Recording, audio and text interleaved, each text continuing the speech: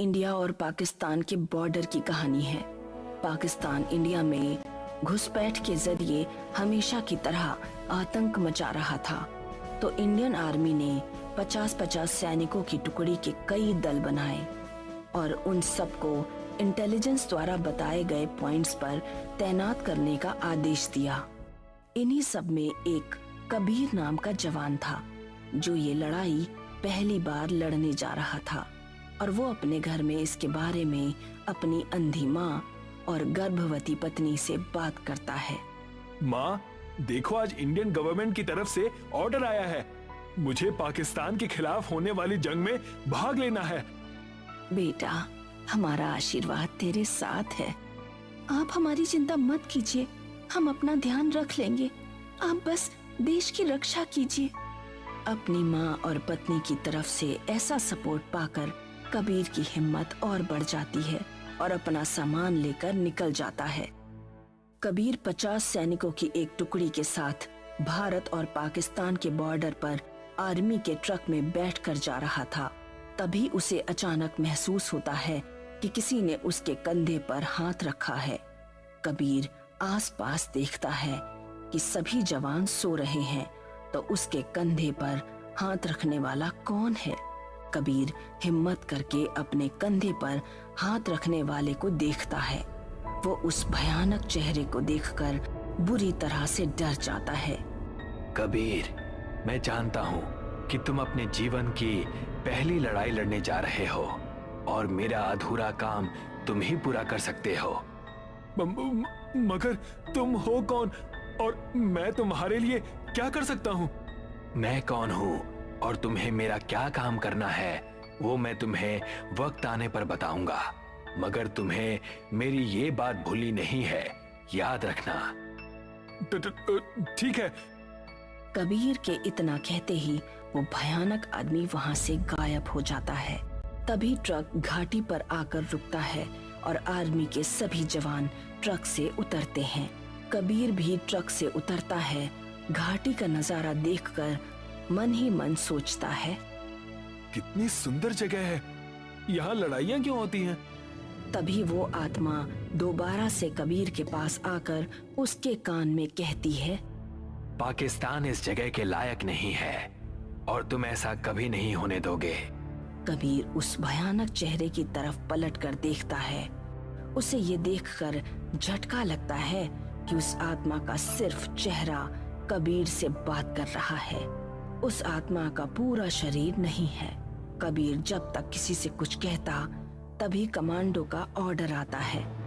जवान, Indian intelligence की तरफ से हमें इसी लोकेशन का ऑर्डर मिला है। ये घाटी जितनी सुंदर है उतनी ही खतरनाक भी है, क्योंकि यहाँ आप सब पर आतंकी कहीं से भी हमला कर सकते हैं। ये जान पाना बहुत मुश्किल होगा और वो कितने हैं ये भी। इसीलिए मुझे आप सभी को अलग अलग टीम्स में डिवाइड करना होगा। Yes sir. वही कबीर के चेहरे पर भी चमक आ जाती है, लेकिन साथ ही साथ उसका ध्यान उस आत्मा पर भी जाता है जो उसके पीछे पड़ गई है, जिसे वो जानता ही नहीं है। तभी कमांडो टीम को डिवाइड करना शुरू करते हैं। 5-5 जवानों की 10 टुकड़ियां तैयार करके घाटी के अलग अलग हिस्सों में भेज दी जाती है। कबीर जिस टुकड़ी का हिस्सा है वो वहाँ उन जवानों से बात करता है। तुम लोगों की ये पहली लड़ाई है? नहीं, मैंने इससे पहले 2 लड़ाइयाँ और की हैं। मेरा तो ये 5वीं बार है। मैं तो 5वीं बार लड़ाई पर जा रहा हूँ। मैं भी इससे पहले 2 लड़ाइयों का हिस्सा रह चुका हूँ। सभी आखिरी बच्चे जवान के जवाब का इंतजार करते हैं, मगर वो जवान इन सब बातों में कोई इंटरेस्ट नहीं लग रहा है। तभी कबीर उससे पूछता है, तुमने नहीं बताया तुमने इससे पहले कितनी लड़ाइयाँ लड़ी हैं? हमें यहाँ जिस पर्पस के लिए भेजा गया है, हमारा फोकस बस उस पर रहना चाहिए। वो जवान इतना कहकर टेंट के अंदर चला जाता है। उसके अंदर जाते ही घाटी में सन्नाटा हो जाता है और जंगल से अजीब अजीब आवाजें आने लगती हैं और हवा भी चलने लगती है। कबीर चहलकदमी करते हुए एक बार फिर से डर जाता है और वो मन ही मन सोचता है, कहीं वो आत्मा दोबारा ना आ जाए। मुझे तो ये भी नहीं पता कि वो मुझसे चाहती क्या है और बार बार मेरे पास ही क्यों आ रही है। क्या मुझे इन लोगों से इसके बारे में बात करनी चाहिए? कबीर घाटी में इधर उधर घूमता हुआ आतंकी गतिविधियां चेक करता है और वो ऐसे करते हुए टेंट से थोड़ा दूर चला जाता है। उसके मन में बहुत कुछ चल रहा है। तभी वो दूर से देखता है कि एक जवान टेंट के बाहर बॉनफायर लगा रहे हैं। वो वापस घूमकर टेंट की तरफ और अपनी टुकड़ी के जवानों के पास जाने लगता है। तभी उसे लगता है कि जैसे उसके पैर पर किसी ने अड़ंगा लगा दिया हो। तभी उसके हाथ को कोई पकड़ लेता है।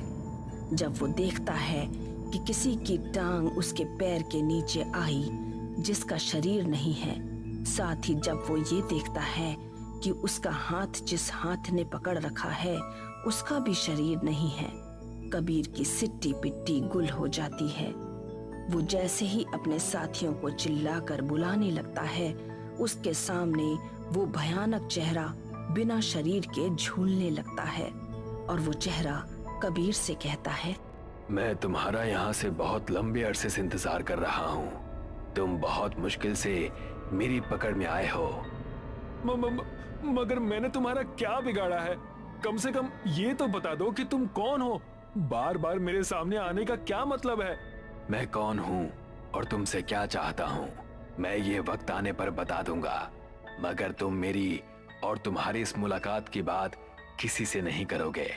आत्मा के ऐसा कहते ही कबीर किसी सोच में पड़ जाता है। इसमें सोचने वाली कोई बात नहीं है कबीर। तुम हमारी इस मुलाकात के बारे में किसी से कुछ नहीं कहोगे बस। हाँ, मैं किसी को कुछ नहीं बताऊंगा। आत्मा कबीर की ये बात सुनते ही वहाँ से गायब हो जाती है। उसके गायब होते ही वो भागकर अपनी टुकड़ी के जवानों के पास जाता है। क्या हुआ कबीर? दुश्मन के होने की कोई संभावना है क्या? क्या हमें कमांडर को इसके बारे में बताना चाहिए? अरे नहीं नहीं, ऐसा कुछ नहीं है। वो तो मुझे लगा कि मैं भटक गया हूँ, इसीलिए भाग कर आया हूँ। कबीर की ये बात सुनकर बाकी के जवान हंसने लगते हैं। कबीर, तुमने तो हमसे सब पूछ लिया कि हमने कितनी लड़ाइयाँ लड़ी हैं, मगर तुमने अपने बारे में नहीं बताया।